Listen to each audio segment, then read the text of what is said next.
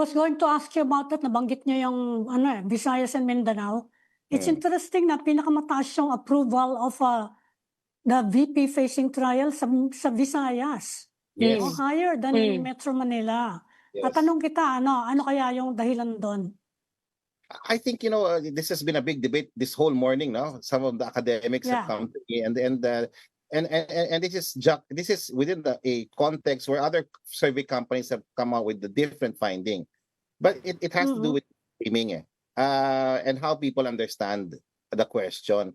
For everyday Filipinos, trial means something that deals or is associated with fairness, an opportunity to explain the process. So for some people, they understand the question that way, which is very different from the framing, let's say, of other survey companies, which focused on the removal.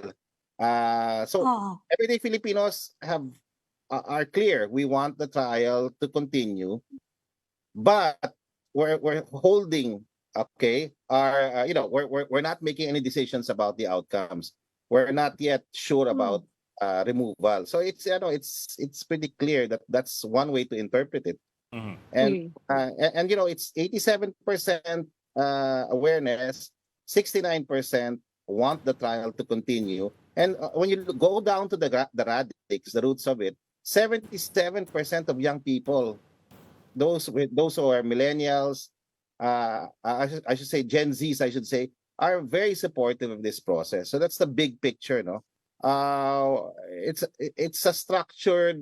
I think it's a demand for accountability at one level. It's also a demand for due process.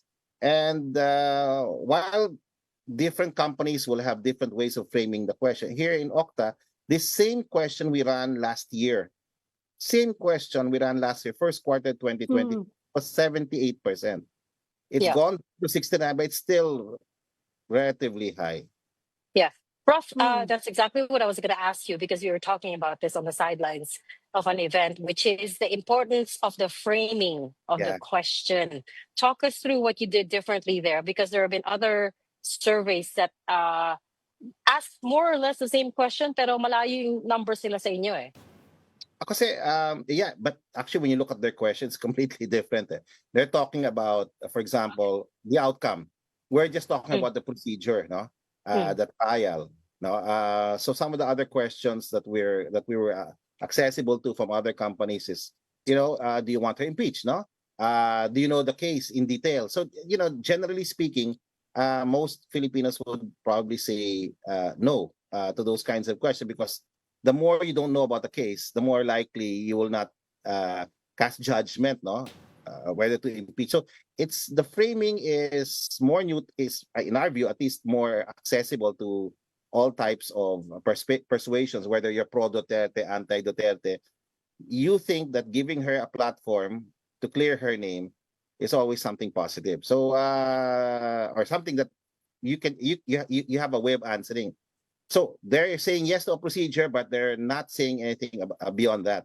Okay, so there's no position to remove her. There's no, a statement saying she's convicted. They just want a process where she can, number one side of the spectrum is saying, let's hold her accountable. The other side is saying, let's give her a platform to clear her name. Sir, himayin ko lang yung yung mga regions, yung mga results coming from the regions. Interesting lang kasi na, so wonder if you have any notes here kung bakit ganun ang ibang regions. For example, looking at Northern Mindanao, ang taas niya, 91% want her to undergo the impeachment trial. Also, Caraga region 13, 80%. Diba? These are significant numbers.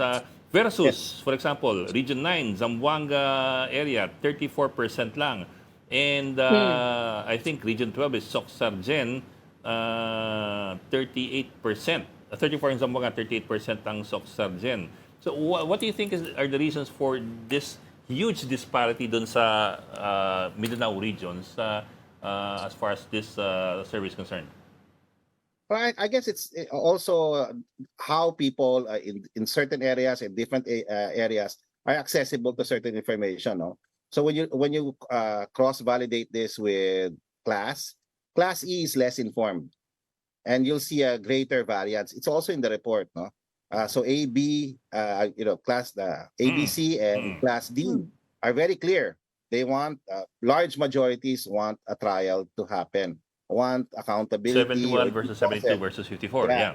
But when you look at class E, no, there is a variance. No, it's much lower. There's a bigger section of that class that is against it. So one way to explain this, how people are able to access information, how people are able to understand it, and respond to a particular question like this. So those are possibly some of the ways to explain the framing of the survey, and of course the time frame. I think to a great extent, when you understand that 87% know that it exists, this impeachment process, a lot of people would like to know more about why this is happening. How do we hold the person accountable? For those who are her supporters, they're saying, yes, she should face trial, without actually saying that she should be removed. No, so it really is a product of how people respond to the question. Now, as to why for certain areas, this is really hard for us to explain at the moment. No? But what's important to know that when you look at Mindanao in general, it's around 60% who are saying yes to her. No, that now in the other probe, the sub probe that we have, that is supposed to be part of this also. But it's not commissioned. But it's commissioned, I should say. We're seeing that many of her supporters, when you look down at the level of supporters, they're seeing the trial as a platform for her to clear her name. So this is how they're responding. So that's one way to explain. But I can't explain it on a provincial level. But by and large, when you look at Duterte supporters, they're seeing it as a way to clear her name. Many of them believe that this is politically motivated. Many of them believe that she can clear her name, and that once and for all she should be given the opportunity to do so. So put them all together at national, at the big picture level, 69% of our kababayans want the trial to happen. Sir, I'll zoom into, for example, Region 11, the Davao region. Interesting din yun kasi it's Davao region eh. 61 for the trial to proceed versus 38. So I guess this also explains what you were saying kanina na people don't necessarily see this as are you pro or anti-Duterte, more of do you want things to move forward so that magkalabasan. There are two elements. One is accountability, and the other one is about due process. So people are appreciating it differently depending on where they are. So for those who are pro-Duterte supporters, they're seeing this a mechanism, a platform that should be provided for the vice president to clear her name. So this is what the sub-probe is also showing us. And that same sub-probe is also telling us, so many other things about whether if she's convicted and all that. But we'll give that in another report, no? But this is still very important finding. Moving forward. Prof naman, may cliffhanger pa. Yeah, I can't talk about that part. But but it's so illuminating how strong her base is, and how they see things is very different from, let's say, how others in Balance Luzon and the NCRC. The same question is appreciated very differently. So I think pero yung sub-probe, Prof, yung sub-probe, nilinaw ba dun sa mga respondents na the VP does not recognize the jurisdiction of the House? Wala niyang legal ituloy. technical, ma'am. Malinaw ba yun? Ma'am, wala ako for the regular respondent for the average Filipino, ang hirap ko this was a very hard probe to conduct kasi there were questions. So it wasn't very technical. We shied away from technical terms. We shied away from asking them, do you know the nitty-gritty about the case? We just asked them, should she be given a chance? And the question is there to clear her name, basically, through an impeachment trial. And because they appreciated a trial differently from, let's say, a more punitive, accountability type question like the impeachment, they must have answered. They must have appreciated the question differently. And then we did the sub probe and we found out, pro Duterte supporters appreciated the question very differently from those who were not associated with or not identified as pro Duterte. Now, how do we do that? Because we have another probe. This is open to the yung definition mo, yung political preference mo, whether you're pro Marcos, pro Duterte, or associated with the traditional opposition, or you're undecided. So here's what we're seeing also. Now we're going to come out with that report, and that's for the public to see also. There's an increase in those who are associating themselves with the traditional opposition. There's a slight decrease in those who are saying they're undecided. Slight decrease. Slight decrease from 30 to something like 26 or 27. It's negligible, actually. Undecided is equivalent to independent, because there's got to be a huge undecided. Yeah, they're independent. There, yeah.